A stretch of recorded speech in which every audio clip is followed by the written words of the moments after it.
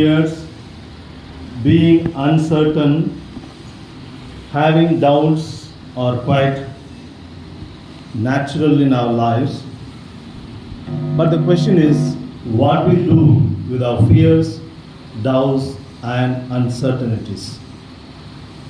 My dear sisters and brothers in Jesus Christ, today's readings give us a very practical lesson for us with the help of Elijah in the first reading and St. Peter in the Gospel today. You know the famous action or the miracle of Jesus walking on the Sea of Galilee. Those who have gone Holy Land tour, they must have seen the Sea of Galilee. It's not the sea as such, but a big lake. You know, once a visitor went there, and tourist guides and boatmen, they said, you can take a ride on this sea. And he said, how much? $50. And he said, no, I don't want to go. He said, no, this is very important, very important place in the Holy Land. Jesus walked on the sea. Then he said, oh, okay, now I know why Jesus walked. Because if you are charging $50, who will go by the boat, he said. So that is the story apart. My dear friends, these readings give us a big lesson. In the first reading, Elijah, this particular Horeb, the mountain, the cave where he was sitting and praying, he was totally desperate with his life. He said, Lord, take my life. In fact, he had drove away the evil spirit from the 400 pagal false prophets, and he brought fire from heaven and killed them. And he was such a hero there that time. But suddenly he feels a vacuum. And he says, God, come and talk to me. Where are you? Like that. Then he was looking for God in the heavy winds. He was not there. Then in the earthquake, he was not there. In the fire, he was not there. But in the gentle breeze, Lord came and spoke to him. We had the first reading. So he needed to know the right place to find God, not in a very dramatic and very magnificent happenings. Similarly, in the Gospel, we find Jesus walking on the sea after the prayer, and the disciples are already on the water. And Jesus came to the boat walking on the sea, and Peter and others got frightened. He must be a ghost. Then Jesus said, don't be afraid, it's I.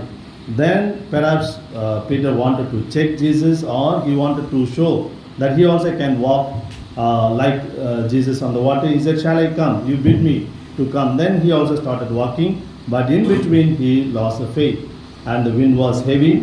Maybe he changed his focus from Jesus to the winds or looking around, and he was about to drown. And we know what happened. Jesus stretched his hand and rescued him from drowning. My dear friends, having doubts, having fears, being uncertain is very much part and parcel of life.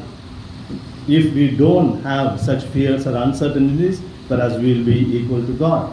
The fact that we are humans, we are limited by space and time, we have our own shortcomings, our own difficulties, etc. All these things are part of life, but we should know where to look at and when to look at, whom to look for. Also, we need to know whether our fears are legitimate fears or baseless fears. Very often we have baseless fears in our lives. Today in the modern life, with all the gadgets, with all the comforts, etc., our psychology becomes weaker, they say. Earlier people were ready to face any amount of challenges, any amount of difficulties and disappointments. But now the more and more we become physically or socially comfortable with all the gadgets, etc., our psyche becomes weak. Any little difficulty or any little disappointment, we are not able to bear. Today the news is plenty of incidents we find in the newspaper, how small children, out of their frustration, out of their difficulties, they lose hope in their lives, and sometimes they go to the extreme step of finishing killing their own self, right? Losing or killing themselves. So we have become very fragile. But actually we should know whether our fears are really legitimate. We have so many baseless fears. We fears about our health, about our economy, about our job, about our future, about our society, about our family life, about our relationship, and so on. So there can be doubts and fears, but we should be rational enough. We should be having faith in God enough to handle those fears and doubts, etc. Last month also in the after the mass we had the session, we spoke about St. Thomas the Apostle, and there also I said about doubt and faith. And doubt is quite natural, right? Suppose if there is a piece of rope, right? We do not know whether it's a piece of rope or snake, and without doubting, if I go and catch, and suppose if it happens to be a snake, what will happen? Therefore, doubt is quite natural, and that shows we are rational beings. So there is no problem with having doubts or fears, but we should ask ourselves what I do with those doubts and fears. Am I looking at the right direction? Am I taking the constructive steps to clarify those doubts or fears? And oftentimes we look at the wrong side of our life. Even the crucifix also, oftentimes we look at from behind the cross, we see the only wooden piece, wooden cross, no wooden planks. But we just gently turn it and we see Jesus there.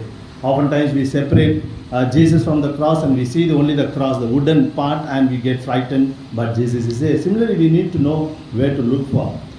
Some years ago I was in South Korea for some classes, and there is one big science exhibition, science museum, several story building, and I was supposed to be alone that floor. Then I wanted to go to the next floor. I went to the lift, and then I went and just pressed that number, and the cling sound came, the door closed, and the lift moved, I could see. And after that, when it reached the floor, again there was a cling sound, no? I was waiting, the door did not open. I got frightened, oh my God, I got stuck in the lift. Generally I have little fear over the lift because twice I was caught, once in the USA, once in our Pune University also, right? And that time Pune University still was because there was one girl next to me, only we were two there in the lift, right? And if others come to open and say, what are they doing here? Or the girl might raise some things like that, no? Luckily it was open anyway. So South Korea, I was there, and the door did not open, and the cling sound came, and I was wondering, and suddenly, I don't know, God inspired me, I turned back, there the door was open. So the door was opening behind, and the instruction was there in the lift door. On this particular floor, the door will be open behind you. I did not know to read Korean language, so I read came out, running out of this, and going down I took the staircase. Why to have trouble again? So the point is, very often we look at the wrong door, and we can look at the closed door so long that we don't see or we are not aware of the 9 other doors which are opened by God. So my dear friends, in Peter also, perhaps when he was looking at Jesus and walking, he would walk. When he must have looked around, turned around to see the waves and winds, oh my God, such a big wave, will I be able to reach Jesus? Then he started drowning. So we need to know where to look for our solutions in our lives. Very often we trust or we place our trust in our money, in our status, in our influences, and in our people, in friends, etc. But sometimes we forget God. Of course, people we need, right? And when someone says, don't worry, I am there, we feel so much encouraged.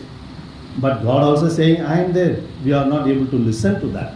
Suppose we are having a financial difficulty and you don't have enough money, let's say some medical surgery, right? The doctor says you need 1 lakh rupees, I have only 50,000, and then I can manage another 50,000. In case it is more, what will I do? Then if your friend says, don't worry, I am there, I'll help you.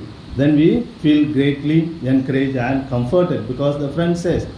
But in fact, God is also telling the same thing, I am there with you. In fact, our friend, our relatives, they're also human beings, they have their own limitations, they're also bound by space and time. But God, when God says, it is really, really meaningful. That's when some of the advertisements, this medical surgery or insurance, don't they? We are there, we are there, Once a fellow in the operation theatre, he was so much worried. Then doctor said, don't worry, I am there. Then he said, you will be there, doctor. The question is whether I will be there after the operation. Like that. So we are able to trust people with the limitations, with all their weaknesses, etc. But we hesitate sometimes to to trust God because we are not able to experience God's presence in our lives. My dear friends, God tells us, have no fear. Don't be afraid. Do not fear. Bible scholars say, such expressions, don't be afraid, have no fear, do not have fear, and be not afraid. Such expressions are in the Bible. How many times? 365 times. Today also we heard one. such occasion, Jesus tells Peter, don't be afraid, I am there. Peter and the other apostles. You know, such expressions are there for 365 times in the Bible, it seems. Bible scholars say, no, I have not checked, we can find out. But this 365, does it remind you of anything? What's the number, 365? Yeah, yes. 1 year has 365. Great. Clap, what's your name? Samara. Good. Nice. 300? Yes. 365 days, very good. Your teacher taught you in the school? Okay, tomorrow you ask the teacher, what about leap years, teacher? You ask. Yes, leap year? And 6 days, 366, 1 day extra. What's your name? Island. Okay, you're good in leaping, I think. That's why you know about leap year. Yes. So 366 years. How is that 1 day extra comes there that year? They made some mistakes in the calendar? February. there are 28 days, but in leap year there is 29 days. My God, all the children are very intelligent. I never knew that. I was not so intelligent when I was like you. Even now also. It's okay. Alright, so 360 days. But actually that happens when, how? Every day, actually every year 6 hours are extra, right? So 4 years, 6 hours, 24 hours, then we add one more day. Just for the sake of convenient calculation, we just take it as around 24 hours. Always 24 hours plus 6 hours plus a few minutes, a few seconds also. And all these 6 hours, 4 years put together, 1 day extra. That's why February 29. Okay. Now, in the Bible we find only 365 days. Jesus says, no, have no fear. But what about the leap year? That 1 day, is it okay to live with fear? Probably the Bible writers did not know about the leap year like our children. Otherwise they would have added one more expression also, right? So once a student asked me, what about the leap year? Then I said, if you are able to live without fear for 4 years, 3 years, all 365 days without fear, the 4th year, that 1 extra day also you will not have fear, go, I said. So the point is, God tells us every day, have no fear.